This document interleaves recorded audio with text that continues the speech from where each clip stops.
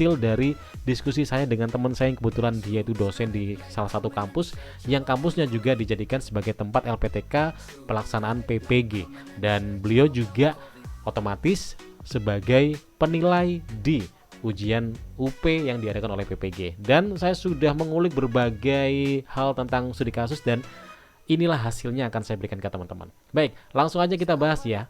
Nah, teman-teman, di sini kita tahu ya soalnya ada 4. Jadi nanti ada keterangan Anda sebagai seorang guru pasti pernah mengalami permasalahan dalam pembelajaran. Tuliskan pengalaman real atau nyata Anda maksimal 500 kata terkait 1. Permasalahan apa yang pernah Anda hadapi. 2. Bagaimana upaya Anda untuk menyelesaikannya. 3. Apa hasil dari upaya Anda tersebut. Dan yang terakhir, pengalaman berharga apa yang bisa Anda petik ketika menyelesaikan permasalahan tersebut. Jadi di sini teman-teman, nanti kalian disuruh membuat sebuah uraian studi kasus sebanyak maksimal 500 kata yang bermula dari pemantik 4 bahasan ini. Membahas masalah, kemudian solusi, hasilnya, dan pengalaman berharga yang didapetin. Dan di sini langsung saya beri contoh yang saya maksud ya. Nah, yang pertama ini sudah saya langsung pisah-pisah nih. Ada tabel yang pertama, ini adalah untuk jawaban dengan gaya umum. Ini adalah jawaban-jawaban yang mungkin sering teman-teman dapatkan dari konten kreator yang lain yang memberikan contoh seperti ini. Ini bukan jawaban yang salah, ini jawaban yang benar ya. Jadi bukan yang salah, cuman mungkin untuk mendapatkan nilai maksimal kayaknya belum. Nah, di sini langsung saya berikan di sampingnya sebagai pembanding, ya. Dan ini adalah jawaban yang banyak disukai oleh para dosen dan para penilai.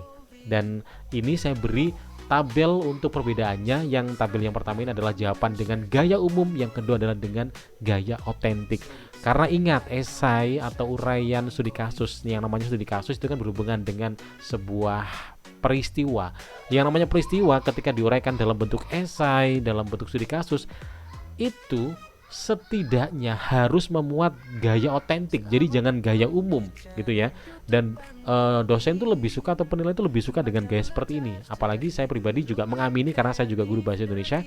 Saya lebih suka esai yang dia itu memuat data otentik daripada bahasa umum. Karena kalau bahasa umum kayaknya tingkat orisinalitas atau faktualnya atau kira-kira peristiwa nyatanya itu kayaknya agak diragukan. Walaupun ini tidak disalahkan loh ya. Cuman kalau kita pakai data otentik itu semakin benar-benar nyata dan terkesan real gitu ya. Langsung aja deh kita bahas. Nah, ini yang jawaban gaya umum bisa dilihat ya. Jadi sebelum kita masuk di 4 persoalan pemantik ini, kita beri pengantar dulu. Nah, di sini hampir serupa, tidak ada perbedaan ya. Nah, nanti perbedaannya muncul. Jadi di sini permasalahannya adalah tentang seorang guru yang menghadapi tantangan dalam mengajar kelas dengan beragam kemampuan akademis. Jadi salah satu permasalahannya adalah ya ketika guru tersebut mengajar di kelas terdiri dari siswa dengan latar belakang yang berbeda. Jadi ada siswa yang cepat memahami materi, ada juga yang lamban dalam memahami materi. Keduanya sama. Nah, perbedaan nanti akan muncul ketika kita sudah membahas masalah. 1. Permasalahan. Jadi permasalahan yang saya hadapi. Jadi nanti di sini bisa dilihat perbedaannya sangat jelas sekali.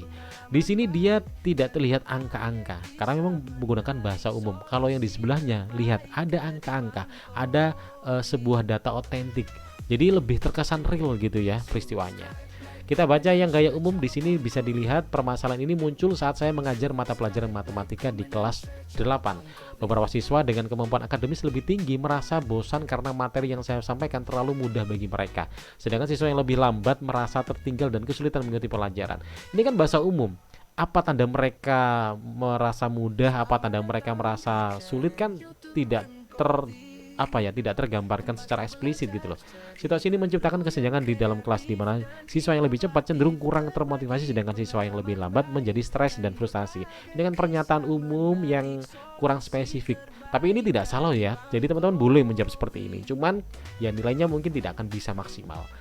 Nah, kalau pengen maksimal, teman-teman harus berani bermain data agar lebih otentik, agar lebih meyakinkan. Jadi langsung aja nih, misalnya pada tahun 2023 saya mengajar matematika di kelas 8 dengan 35 siswa yang memiliki kemampuan sangat beragam. Berdasarkan penilaian awal, hanya 40% siswa dalam kurun 14 orang yang berhasil mendapatkan nilai di atas KKM, yaitu 75. Sedangkan 60% lainnya atau 21 siswa berada di bawah KKM. Kesulitan utama adalah menyeimbangkan kebutuhan siswa yang berbeda. Saat saya mempercepat penyampaian materi, siswa yang lambat tertinggal. Sebaliknya, jika saya memperlambat ritme, siswa yang cepat menjadi kurang tertantang. Kondisi ini menciptakan suasana kelas yang tidak produktif. Dengan adanya uraian yang otentik ini berbau angka, data, itu dosen atau penilai atau teman-teman sendirilah lihat sendiri. Kalau melihat seperti ini kan pasti lebih suka gaya yang ini. Dan ini berpotensi dapat nilai yang maksimal gitu loh dalam jawaban studi kasus teman-teman nanti. Nah, kemudian kita lanjut di poin yang kedua, yaitu solusi atau upaya yang saya lakukan. Nanti gaya bahasanya terserah teman-teman sendiri ya, bisa langsung 2 solusi atau mungkin upaya yang saya lakukan, terserah. Nah, upaya yang saya lakukan bisa dilihat di tabel yang sebelah ini ya. Di sini jelas bahasanya umum, tidak ada permainan angka. Kalau di sini ada, ya.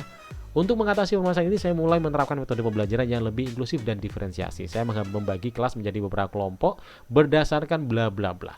Coba di sebelahnya, dia sudah berani bermain angka lebih otentik. Saya memutuskan menerapkan pembelajaran berdimensi dengan membagi siswa menjadi 3 kelompok. 1. Kelompok cepat belajar atau 14 siswa diberi soal-soal dengan tingkat kesulitan lebih tinggi dan tugas proyek.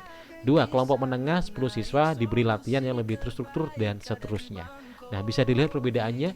Penilai akan lebih suka model pembuatan atau penyusunan sebuah kasus itu ya seperti ini. Ada sebuah gaya otentik yang dibuat dalam penulisannya. Kemudian otomatis hasil juga pasti akan muncul gaya otentik.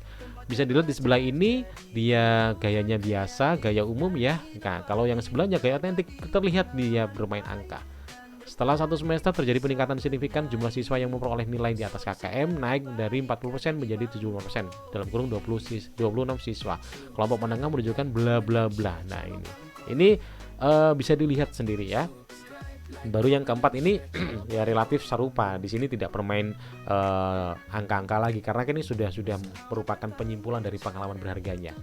Jadi teman-teman, kesimpulannya ya, kalau teman-teman pengen dapat nilai maksimal, ingat di sini saya disclaimer dulu nih. Jadi keduanya ini jawaban yang sama-sama benernya, nggak ada yang salah, sama-sama benernya. Ini hanya soal gaya penulisan aja. Kalau teman-teman menulis dengan gaya umum seperti ini, silakan, ini boleh-boleh aja dan pasti akan dinilai baik kok sama dosennya. Pasti dinilai baik, tidak akan nilai buruk ya. Cuman mungkin nilainya di range angka 80-an lah ya. Tapi kalau pengen nilainya di angka maksimal 90-an ke atas, saya sarankan jawablah seperti ini dengan gaya yang otentik. Nah, dengan bermain angka, akhirnya lebih real, peristiwanya itu lebih real. Karena ingat, kunci di sini adalah tuliskan pengalaman real atau nyata. Jadi tanda sebuah peristiwa itu nyata, kita bisa menunjukkan secara eksplisit, secara otentik, secara jelas, bukan dengan bahasa umum. Ingat ya, itu. Yang terpenting nanti penulisan teman-teman jangan lupa perhatikan aturannya, yaitu maksimal 500 kata. Jadi teman-teman mau gaya umum juga boleh, tidak dilarang, ini juga bener ya. Mau gaya otentik, wah ini lebih bagus lagi, akan disukai oleh para penilai. Ini adalah semacam kayak saran bagaimana cara menjawab agar dapat nilai maksimal yang bisa saya berikan dalam soal studi kasus yang teman-teman terima, baik teman-teman yang sedang proses PPG Daljab, piloting, guru tertentu, atau perajab. Nah, semoga ini bisa bermanfaat untuk teman-teman semuanya ya. Dan untuk contoh ini nanti bisa teman-teman akses di deskripsi ya. Akan saya bagikan link filenya untuk bisa teman-teman download dan bisa teman-teman amati aja. Nanti silakan teman-teman silakan sesuaikan dengan mapel teman-teman masing-masing. Cukup dipelajari prinsipnya aja ya. Perihal bentuknya sesuaikan dengan pelajaran teman-teman, mapel yang teman-teman ampu, kemudian perihal bentuk gaya penyusunannya mulai dari uraian bagaimana mengawalinya, kemudian penulisan subbab, silakan disesuaikan dengan yang teman-teman sukai aja gitu ya. Nah, teman-teman, mudah-mudahan ini bisa bermanfaat dan ingat teman-teman harus sering-sering berlatih karena mumpung ada tryout-nya. Kalau saya sih mengatakan tryout itu semacam kayak bocoran secara terselubung dari pihak Dikbud ya, agar teman-teman bisa benar-benar lolos dalam seleksi PPG ini. Karena memang PPG sekarang itu lebih mempermudah guru-guru agar dapat serdik. Terlihat dari jumlah kuota yang diterima itu lebih besar, kemudian sekarang akses LMS-nya lebih mudah, prosesnya juga lebih lebih pendek, tidak berbulan-bulan tapi cukup sebulan untuk yang piloting. Kemudian ada fasilitas yaitu tryout. Nah, tryout itu bisa dimanfaatkan. Ini pembahasan terkait studi kasus, dan berikutnya saya akan bahas mengenai UP yang nanti teman-teman terima, yang nanti jumlah soalnya ada 50. Jadi UP untuk pilihan ganda ada 50, kemudian urainya ada soal berupa studi kasus yang maksimal 500 kata. Semoga ini bisa bermanfaat, sekali lagi ya. Semoga bisa bermanfaat untuk teman-teman semuanya mempersiapkan diri menghadapi ujian UP-nya di PPG. Dan terima kasih sudah nonton video ini. Kalau ada sesuatu yang perlu dikomentar, silakan dikomentar. Kalau ada pertanyaan, silakan juga tulis di kolom komentar juga ya.